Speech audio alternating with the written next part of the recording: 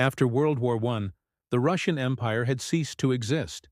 Instead, the country was now a Bolshevik socialist republic struggling through a brutal civil war, facing a collapsing economy and widespread destruction. But perhaps even worse than all those problems combined was the disaster that struck in 1921. It would be remembered as one of the worst disasters and famines in Russian history. In this video, we'll explore the causes, effects, and legacy of what is known as the Great Famine or the Holodomor in the Russian history. Now let's start. Throughout 1918, 1919, and 1920, the Russian Civil War continued to rage across the countryside. White Tsarist forces, socialist revolutionaries, Mensheviks, and various other factions were fighting against the Bolsheviks for control of the country. In addition, the war had taken a tremendous toll on the Russian peasantry. Many men had gone off to fight in the war and never returned. Farms were left abandoned, and a large portion of the population began migrating to cities in search of work.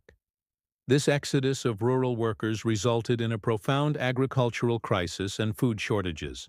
Since the Russian Empire had once been the world's largest exporter of grain, feeding its own population was never a problem.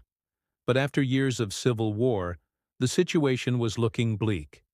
On top of this, a brutal drought struck the country, and the harvest was poor.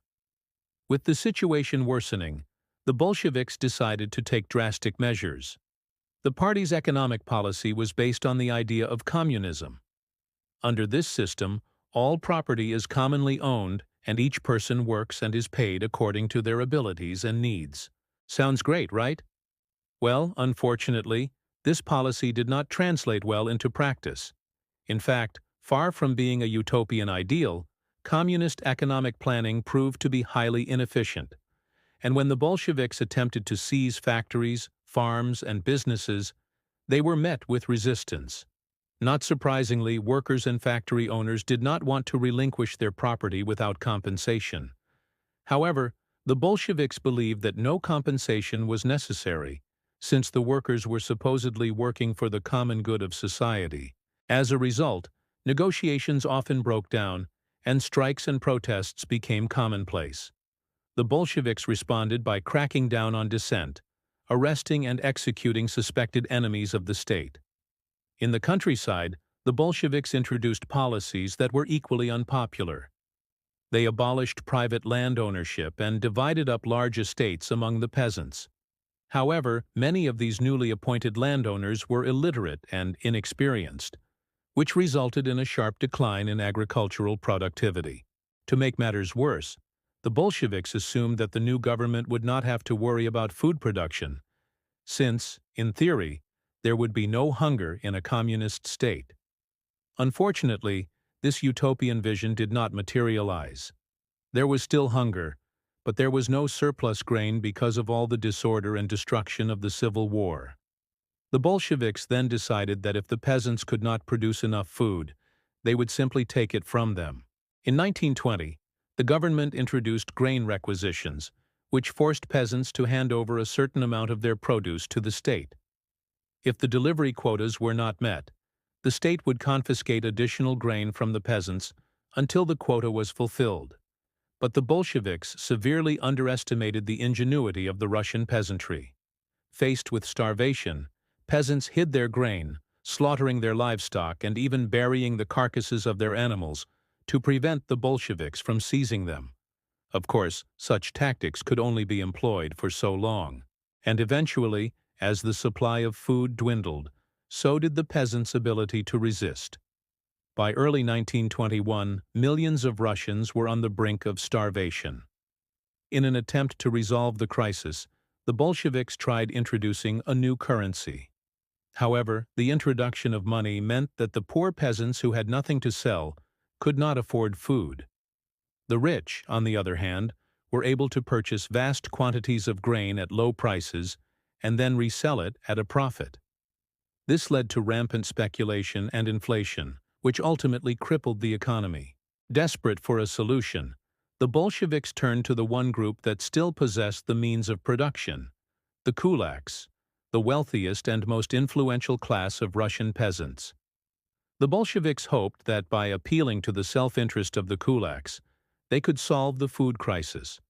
However, the kulaks refused to part with their grain unless the government first guaranteed a minimum price. The Bolsheviks rejected this proposal and instead decided to expropriate the grain from the kulaks. This marked a significant shift in the Bolsheviks' approach to agriculture. Up until this point, they had attempted to win over the peasants by appealing to their self-interest. Now they were resorting to force. The impact of the grain confiscations varied across the country. In some areas, the Bolsheviks were able to gather enough grain to feed the starving population. In others, they took so much that the peasants were left without enough grain to plant for the next year's harvest.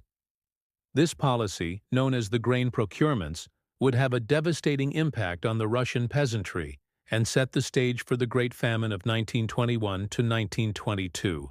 By late 1921, the situation had become dire. The combination of poor harvests, high grain requisitioning, and the proliferation of bread cards had led to widespread starvation. An estimated 30 to 40 million people were affected by the famine, and millions more would soon follow. In March 1922, a government decree officially acknowledged the severity of the situation. According to historian Stephen K. Batalov, the resolution declared the need for emergency measures in the areas suffering from the acute shortage of foodstuffs. Food supplies were critically low, and deaths were on the rise. People were eating grass, bark, and sawdust in an attempt to stave off starvation. Cannibalism was also reported in some areas, and children were especially vulnerable. In some cases, parents were forced to abandon their children or watch them die. At first, the Soviet government tried to hide the extent of the disaster from the rest of the world. They feared that if news of the famine reached the West, it would give anti-Bolshevik forces an opportunity to attack the regime. Additionally, the government was reluctant to accept foreign aid, in part because it would undermine the regime's authority, and in part because it distrusted the motives of the countries offering assistance. Despite these concerns, the government eventually realized that it could not save its people without outside help. In April 1922, they appealed to the League of Nations for assistance. A month later, the first foreign relief mission arrived in Russia carrying food and medicine. The arrival of foreign aid marked a turning point in the struggle against the famine. Although it was too little and too late for many, it did prevent the disaster from being even worse. Among the organizations that provided the most aid was the American Relief Administration, led by future U.S. President Herbert Hoover. Hoover had previously gained international recognition for his efforts to feed Belgium during World War I, and now he turned his attention to the Soviet Union. The American Relief Administration delivered over 100,000 tons of grain, 25,000 tons of flour, 7,500 tons of meat, and large quantities of milk, eggs, and fats. Thanks to the influx of foreign aid, the famine gradually came under control. By 1922, the death toll had been reduced, and the survivors were able to rebuild their lives. Although the famine officially ended in 1922, its effects were felt for years to come. The Great Famine was a major turning point in Russian history. It led to the end of the new economic policy and the return to strict communism. It also contributed to the rise of Joseph Stalin and the beginning of the Soviet Union's transformation into a totalitarian state. The famine had a profound impact on Russian society and culture. It inspired a number of literary works, including Alexander Solzhenitsyn's One Day in the Life of Ivan Denisovich and Vasily Grossman's The Trilogy. It also contributed to the development of the Soviet Union's cult of victimhood, which held that the Soviet people had suffered more than any other nation and that this suffering had been caused by external forces. This mindset would have a major impact on Soviet foreign policy.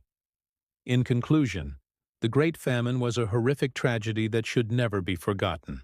It was the result of a perfect storm of events that included years of civil war, a brutal drought, the Bolsheviks' disastrous economic policies, and the deliberate actions of the Soviet government.